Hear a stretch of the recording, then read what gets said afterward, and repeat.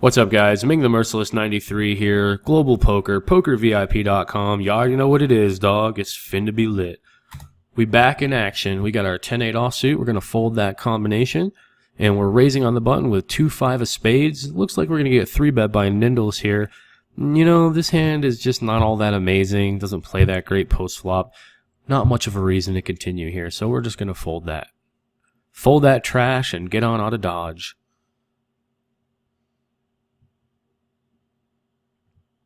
Alright, we have ace-3 offsuit. I'm mostly just folding here unless my button opponent is non-existent. Perhaps he's using the bathroom, in which case we can raise it up. Perhaps he smells like a bathroom, in which case he's probably not very good at poker.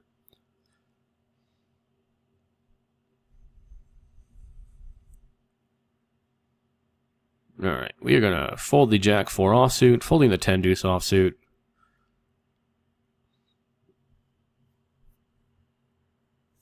As the Florida Baller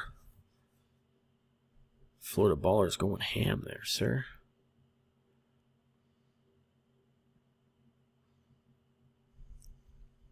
Trying to run it up with that $2 stack. King-8 offsuit, can't do much with that, just going to be folding.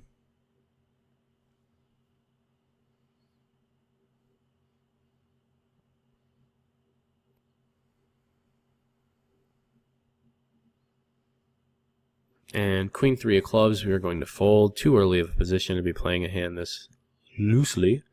It's too loose. It's just too loose. You will lose. What is it with people spelling the word lose with 2 O's? I'll never understand it. Clearly there's lose and there's loose. So why do people constantly say you will lose? Makes no sense to me. 10-3 offsuit, we will fold. You will lose. I think we all know somebody who does that. Come on, guys. You guys know. Somebody out there is using 2 O's and saying it's lose. You will lose. Let me get that wrench.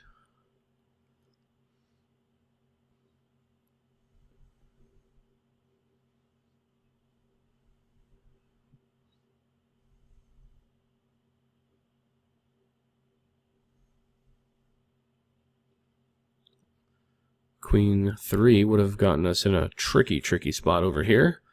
Probably would have just been folding somewhere along the lines, not happy, not getting to showdown, not going to have the best, especially in a 6 of spades. Good God, everybody and their brother in that spot, no less. We've got deuces on the button. We're going to go ahead and raise this up. Oop, never mind. Our queen was by far the best hand. Very, very strange things happening at this table. Deuces, we take it down. We have pocket 7s in the big blind. Pocket 9s, we're just like pocket pair city, man. What is this? That's a terrible board. Pretty standard check fold. And we raise it up with pocket 9s. Raise the roof. And we'll just continue checking down our pocket 7s. And hopefully we win at showdown against something like deuces.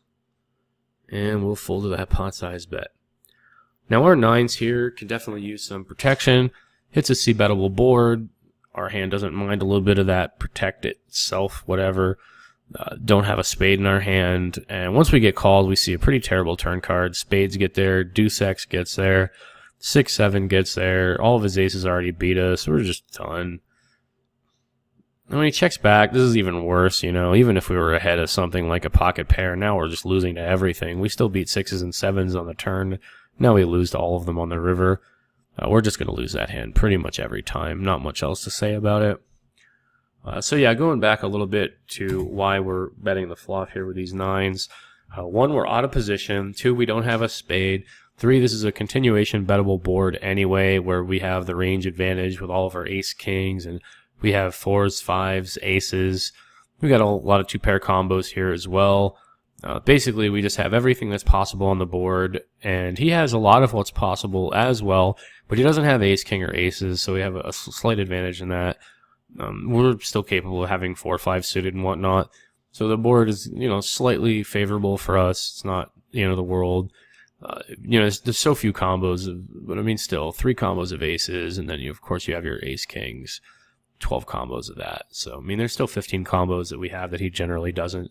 that are relatively strong on this board, if not the nuts. So for all those reasons, and pocket nines being relatively difficult to play if we check and then we call a bet, also relatively difficult to play on a lot of different turn cards if we are just checking and he's checking back. So checking here puts us in a lot of tricky scenarios, whereas if we bet and we win the pot, then we're happy with that. And if we bet and we get called, it's pretty easy to play this hand on a lot of turns and rivers anyway. You're just going to check a lot because your opponent has tons of better hands and you're not really going to continue. This is sort of the reason why you're betting in the first place, is because you're going to win the pot sometimes and you're going to protect your hand. And then sometimes you're just going to get a favorable, you check the turn, they check back, we get to the river, they've got pocket sevens, we got pocket nines, whatever, that sort of a thing. And this is also in part because we're out of position. Being out of position really sucks. If we had a spade and we were in position, then we might decide to check at some frequency with a hand like this, especially if we knew that our opponent was very check raise happy. Then we would certainly check that type of a combo, just because with a spade, it's going to play a little bit better across turns and rivers, and we know we're getting check raised a lot. Then we don't want to play those marginal hands in a way that they're not going to realize as much equity. So checking would be better with this type of a hand in position against a guy who check raises a lot. But if we don't have any reads on our opponent whatsoever, we're probably going to be betting in or out of position, but specifically out of position without a spade. It kind of behooves us to just bet here and then check a lot of turns. All right, back in the action. And of course, we can't really pay this bet off. We just have to check, fold, and be done. Dun, dun, dun. King 7 offsuit, going to be a folding combo.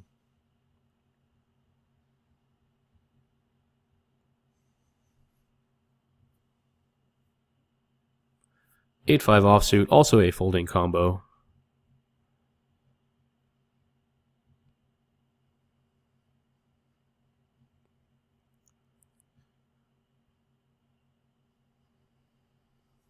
Yes. 8-5 suited, we're all over it. 8-5 offsuit, we're not going to do much with it. And we'll see what's gone over here on table 2. Well, it looks like we would have flopped trips on table 1. But how would that have worked out for us? He leads 75. And, okay. I guess it's hard to say, really. Alright. We are going to fold 5-10 offsuit.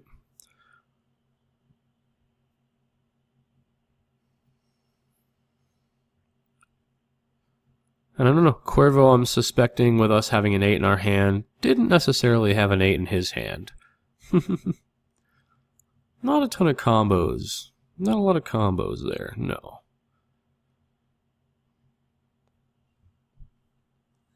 Alright.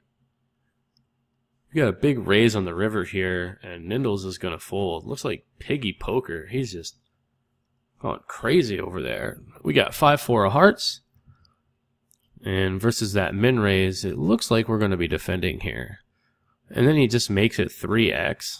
I mean, that's basically just a 3x raise. Maybe there's a world where we get shut out of the pot by flat calling and then having Nindles come over the top. But for the most part, that's not really what's happening here.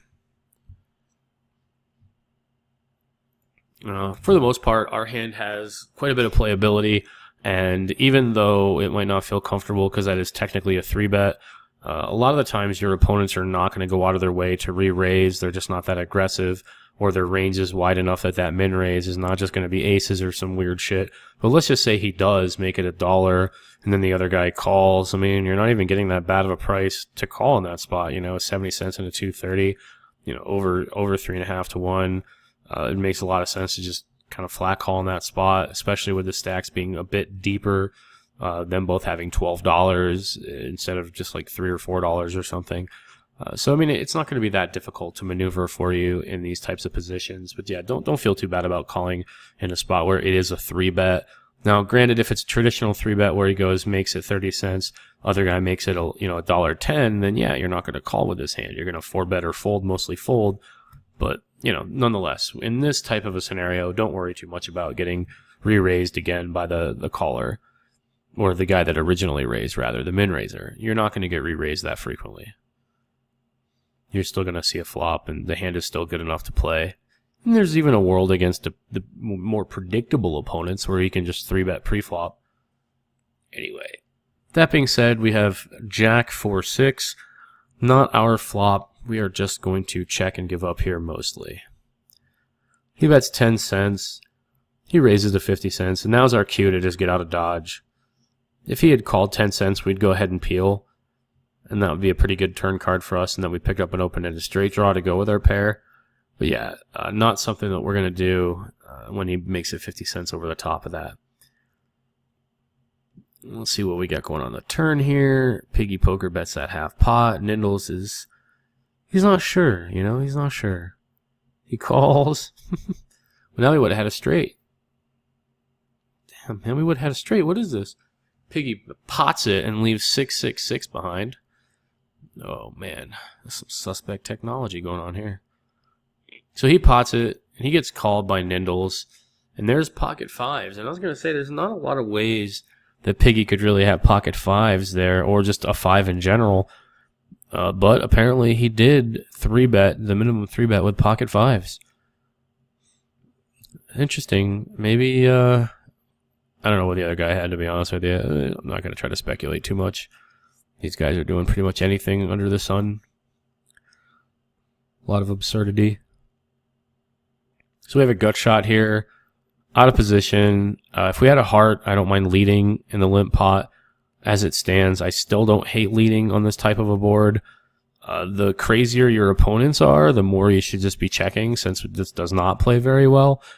If we were in position, we would easily be betting here. But out of position with no heart against loose opponents, and those all variables that point towards checking more than betting. So it checks around to Piggy. He checks. And I think this is a reasonable spot for us to go ahead and double barrel. Jack 9 probably bets the flop in most cases. A 10 is probably going to bet the flop a lot of the time. An 8 is going to bet at some frequency. We're also blocking 6-9, which is not really a big deal, but against the big blind or whatever. Yeah, it's hard to say. I mean, maybe Piggy Poker, he's limping his 6-9s. But nonetheless, you know, we have an open-ended straight draw. We can get him to hopefully fold a 7 or 8 by the river. And I think we just win the pot a decent amount of the time here when everybody's checking around. Overall, it just seems like a pretty fair spot to double barrel and just kind of go from there. So I do like taking the reins here and bluffing on this turn and then bluffing a lot of rivers. Looks like we are going to go ahead and pot it up. And Piggy Poker calls. And I think that's a fair spot to bluff the river. The hearts get there. He doesn't really have a lot of flushes. And again, you know, if he does have a 7 or 8, it's a pretty good spot for us to make him fold that on this, you know, the ace and the hearts. Very scary cards, whatever. So it's a good spot to go ahead and bluff. Yes, we'd rather have a heart in our hand, but I think overall that's a pretty good spot to be bluffing. And unfortunately for us, it looks like Piggy is going to have picked up something like ace 7 or ace 8 or ace 10 or whatever the hell he ends up having here. He's improved somehow. He's played passively, gotten a flush. With his sizing here, this is basically never a bluff. This is just always some sort of a value combo. So we're going to have to put our head in the sand here and go ahead and fold.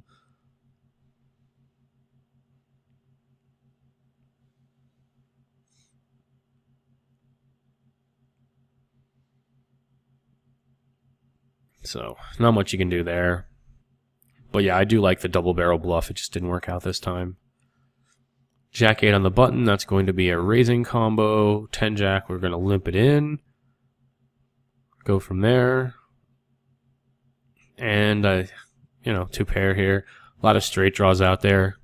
I definitely don't want to give these guys free cards, so I like the lead. I think you can be very aggressive in limp pots when you have some sort of equity floating around.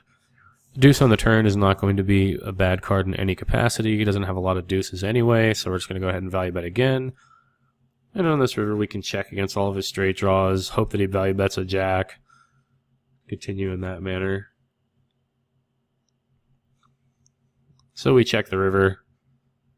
And it looks like he's going to fire a pot-sized bet, which is an easy call for us. And what does he have? He's got Jack 9, so he did go ahead and bet that top pair. No kicker, full pot size bet, which is slightly ridiculous on his part, as it's pretty difficult to get called by much worse. Nonetheless, it worked out for us. We've got 4-7 suited here on the button. We're going to isolate our opponent who is limped in. And we're going to raise it up with our 7-9 of clubs on table 2. Against another limper. All these damn limpers everywhere. It's ridiculous. It's like going to the mall and seeing the fountain full of coins. You know what I mean? You just roll over and just grab some of those. Could get you an Orange Julius or something. We got a gut shot and a flush draw, so we're going to go ahead and continuation bet that 4-7 of clubs on table 1. 5-4-5 with 2 diamonds board texture. Pretty good spot for us to bet. It's a paired board. We got a little bit of backdoor equity with our flush draw and our straight draw. Certainly not perfect, but I like it. And then she calls, and then we see this turn card, which is a deuce. So let's talk about this. Once she calls here, the kind of hand she's going to have 4x, 5x, pocket pairs. Obviously she can have something like ace-3. Maybe she's got 3-6 in a weird world. Kind of depends on what her range for her, personally is. I can't really tell you exactly. I just know that deuce definitely connects with this board a little bit, and we're not going to get her to fold a flush draw on the turn that often, so that means that double barreling here and then giving up on the river would be a very bad thing. We either need to give up now, maybe try to bluff the river, but mostly just check back, mostly give up. I'm assuming she'll be betting at a relatively high frequency going to the river as well. And then the other line we could take would be to bet the turn and bet the river in hopes that the river is not a diamond and that she doesn't pair, and then she folds something like 10 jack of diamonds on the river, or that she has something like ace high, calls the turn with a straight draw, then folds the river. So there are a few of those types of combos that are possible, but then we run into all of her pairs that are going to call us down. And it's not bad having a 7 in our hands, because 6s and 7s and 8s are definitely some of the hands that would be calling us down. So it's not bad having a 7. It's not terrible having a 9. It's not amazing. 5-7 also gets blocked by the 7. So the 7's a reasonable card, but we'd probably rather have a 6, 6-7 in general. We have more equity with an open and a straight draw. We block some of the straights that are possible with either, 3-6, whatever. And we also block 5-6 and 5-7. So a 6 here of clubs would be a slightly better card than the 9 of clubs, but nonetheless. So I think this is a spot where we mostly just check back and give up. Maybe we have some opportunities against some of our opponents who will check the river to be bluffing the river. Try to get them to fold their ace highs and their marginal pairs on the river, but otherwise, mostly just giving up. I'm not trying to double barrel on this specific turn card. Yeah, and I think we can value bet when she checks the river, because most of her checking range won't be a 5. It'll be one pair or ace high that's worse than our 9. So I think when she checks the river, if she bets the river, we call still, but I think we're going to be losing at a much higher frequency than if we bet the river and she calls, and then I think we just get a value bet in pretty much always. And it looks like she's just going to fold, which is perfectly fine as well. We'll take the hand down. We have Queen Jack offsuit. We're going to be raising that.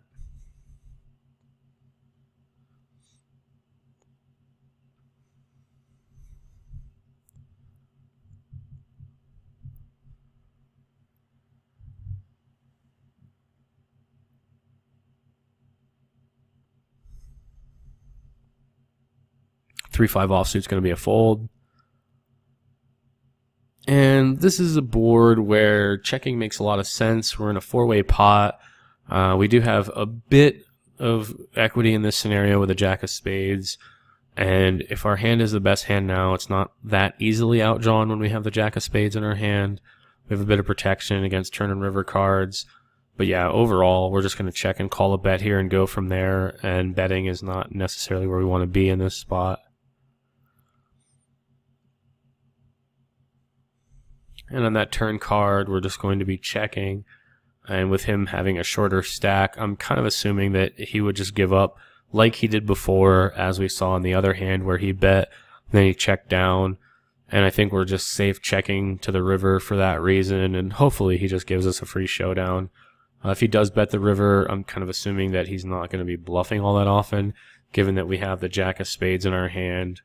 That's going to cut some of those bluffs out. It does cut some value combos out, but it's not as relevant just because he's not going to be checking the turn with king jack. He might make some 2 pairs with that 9 on the river. But overall, I think that we're probably, yeah, I would rather just see myself fold that river. I just don't think there's going to be that many bluffs. And I might have said, like, I'm calling to show you guys or some weird shit like that. But as you can see, me in the present day, when I see that river and I'm thinking, there's just not that many bluffs, especially when we have the jack of spades in our hand. There's just less possible bluffs for him to have. And people don't really bluff like that. And we saw him completely give up just recently, where he bet the flop and then just gave up when he had nothing. And here he's bet check betting, which is more likely to be some sort of a weak ace that's worried about its kicker. So I don't like my call on that river with the queen. I'd prefer to see either a bluff shove or a fold, and mostly be folding. I'm not sure how much fold equity we have against a guy like that, and we definitely we'd rather not have a spade in our hand when we're bluff shoving that river. These are all optimal circumstances. We got the queen 10 of hearts, and it's going to limp around. I'm kind of okay just going ahead and checking here, but I also don't mind raising it up to like 80 cents. Kind of like to see a raise. I kind of think we're going to just check, but I prefer to see a raise at this point. Oh, looks like we are going to raise. Oh, yeah, I like it. I like it. Put the raise in. All right. There's a 1 call, 2 call. 1 call, 2 call, 3 call, 4. And we have a flush draw with 2 overcards. So there's not much to say here. We're just going to fire off like $1.60. And hope for folds, and deal with it if we don't get the folds we're looking for. And just kind of a word on this type of a board texture. You're out of position, and you have multiple players behind you, so you're going to have more equity in this spot. So if you're out of position and you just have king jack of spades, I just want to point out that it's a very, very difficult scenario for us to have very many successful continuation bets.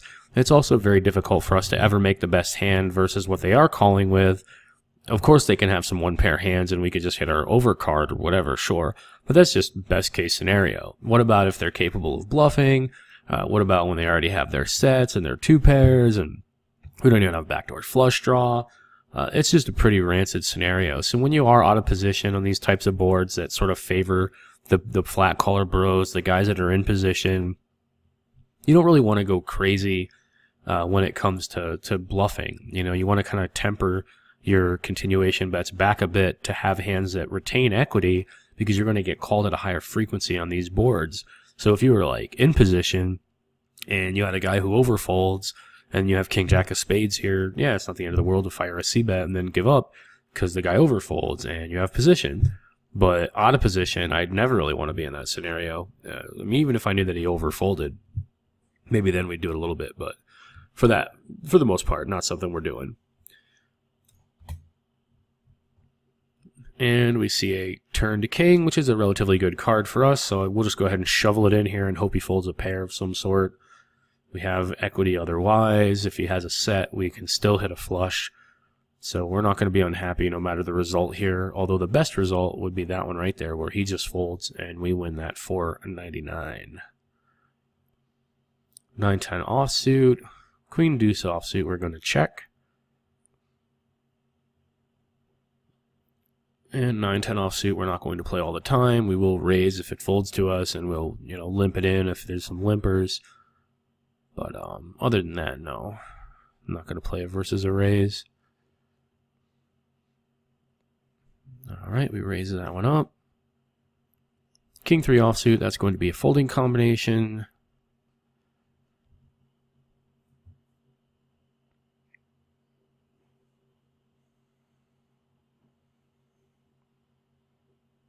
Not much going on here with this queen deuce.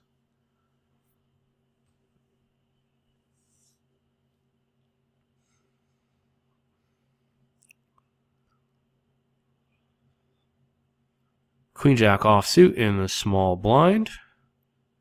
We're going to be playing this combo.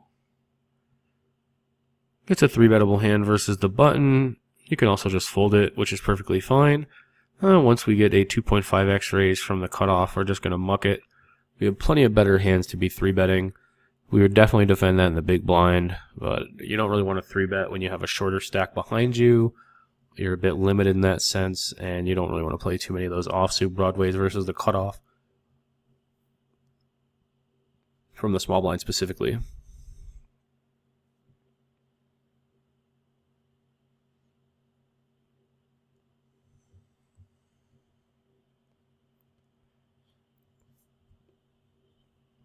We've got ace jack. See what we can do with our ace of spades and our jack of clubs.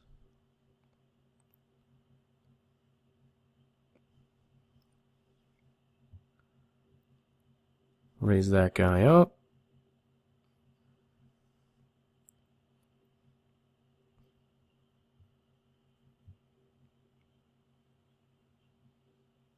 Looks like our opponent on the button is having some sort of a difficult decision.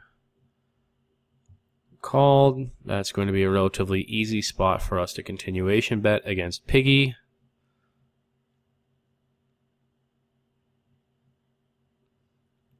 And that is going to be a relatively easy turn card for us to go ahead and bet again. Piggy could have all kinds of draws here. He could have open-ended straight draws with 4-5, 8-9, any 7, any 6, any ace. He could have all kinds of crazy shit here. So it's going to be an easy spot for us to go ahead and bet again.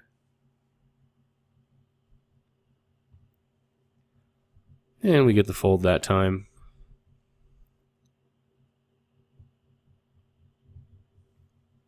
Alright, Jack 6 offsuit's going to be a fold. We take it down with pocket 5s. 4-8 offsuit's going to be a folding combo.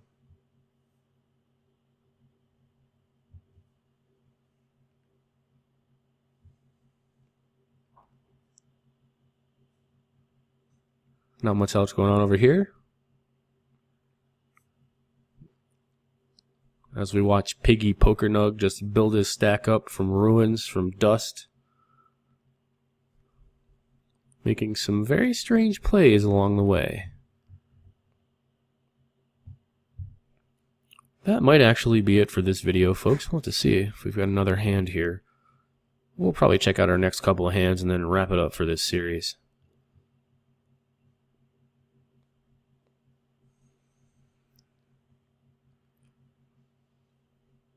Seven deuce of clubs is a fold. Tried and true. And we have 7-8 offsuit under the gun. It's going to be a fold. Alright guys, I'm going to leave you there. Hopefully you guys have enjoyed this video series. And if you would like to see more of this stuff, let me know. Otherwise, I want to give you guys a happy holidays, happy new year. Hopefully you stick with all of your New Year's resolutions. And remember, if it was good enough to do on New Year's specifically, then it was probably just good enough to start doing any other time anyway. But I'll catch you guys on the flip side.